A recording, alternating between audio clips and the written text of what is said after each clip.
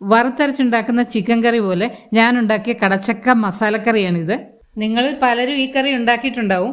ഉണ്ടാക്കിയിട്ടില്ലാത്തവർക്കായിട്ട് ഞാൻ ഈ recipe share ചെയ്യുന്നു. ഞാനൊരു കടച്ചക്ക എടുത്ത് ഇതുപോലെ ചെറിയ കഷ്ണങ്ങളാക്കി കട്ട് ചെയ്ത് വെച്ചിട്ടുണ്ട്. ഇതെൻ്റെ പറമ്പിൽ തന്നെ ഉണ്ടായ കടച്ചക്കയാണ്. ഇപ്രാവശ്യം കുറേ അധികം ഉണ്ടായിട്ടുണ്ട്. ഞാൻ ഇതിൻ്റെ പലതരത്തിലുള്ള റെസിപ്പികൾ ഉണ്ടാക്കിക്കൊണ്ടിരിക്കുകയാണ്. അപ്പോൾ അതാ ചട്ടി ചൂടായി. ഇനി ഇതിലേക്ക് അല്പം എണ്ണ ഒഴിച്ചു കൊടുക്കാം. അതിലേക്ക് അല്പം കടുകും കറിവേപ്പിലയും ഇട്ട് പൊട്ടിയ ശേഷം ചെറിയ ഉള്ളി ഒരു 8-10 എണ്ണം എടുത്ത് അത് ചെറുതായിട്ടൊന്ന് കട്ട് ചെയ്തിട്ട് അതും 2 പച്ചമുളകും കൂടി ഇതിലേക്ക് ഇട്ട് ചെറുതായിട്ടൊന്ന് വഴറ്റിയെടുക്കാം. ബ്രൗൺ കളറൊന്നും ആവേണ്ട ആവശ്യമില്ല, ചെറുതായിട്ടൊന്ന് വഴന്ന് കിട്ടിയാൽ മതി. ഉള്ളിയൊക്കെ ഒരു ഇതൊന്ന് വഴന്നിട്ടുണ്ട്. ഇനി നമുക്കിതിലേക്ക് അരിഞ്ഞു വെച്ചിരിക്കുന്ന കടച്ചക്ക ചേർത്ത് കൊടുക്കാം.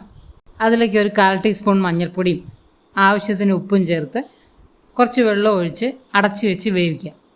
അത് വെന്ത് വരുന്ന സമയം കൊണ്ട് നമുക്ക് എൻ്റെ മസാല തയ്യാറാക്കി വയ്ക്കാം. അതിനൊരു കടായിലേക്ക് ഞാൻ 1 കപ്പ് തേങ്ങ എടുത്ത് അത് മിക്സിയിലിട്ട് ഒന്ന് കറക്കിയിട്ടാണ് ഞാൻ ഇട്ടിരിക്കുന്നത്.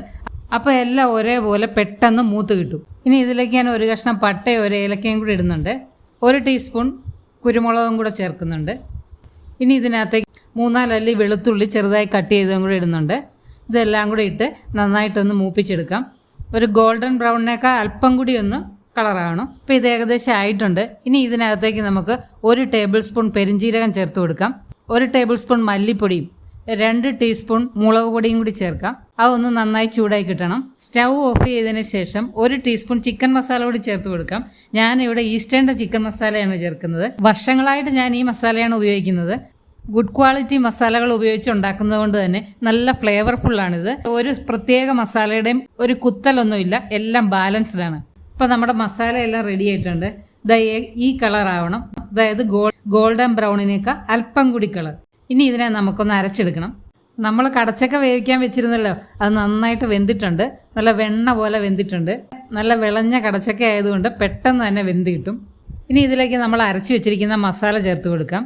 മസാല നല്ല മഷി പോലെ അരയണം. ഇനി മിക്സിയുടെ ജാറിലേക്ക് കുറച്ച് വെള്ളം ഒഴിച്ച് അതും കൂടി ഒന്ന് ഒഴിച്ചു കൊടുക്കാം. ഇനി ഇതെല്ലാം നന്നായിട്ടൊന്ന് മിക്സ് ചെയ്ത് ഒരു 5 മിനിറ്റ് നന്നായി തിളപ്പിച്ചെടുക്കണം.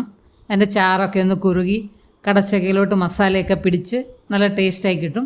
ഇപ്പോൾ ഇത് കറിയൊക്കെ തിളച്ച് നല്ല സെറ്റായിട്ടുണ്ട്. ഇനി ഇതിലേക്ക് കുറച്ച് കറിവേപ്പിലയൊക്കെ കൂടുതലിട്ട് കൊടുക്കാം. ഇനി നമുക്ക് സ്റ്റൗ ഓഫ് ചെയ്യാം. എന്നിട്ട് ഇതിലേക്ക് നമുക്ക് ചെറിയ ഉള്ളിയുടെ ഒരു വറവലും കൂടി ഇട്ട് കൊടുക്കാം.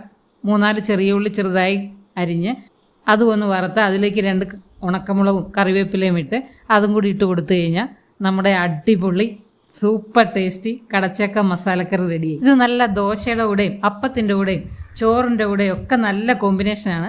എനിക്ക് ഏറ്റവും ഇഷ്ടമുള്ള കോമ്പിനേഷൻ ദോശയുടെ കൂടെയാണ്.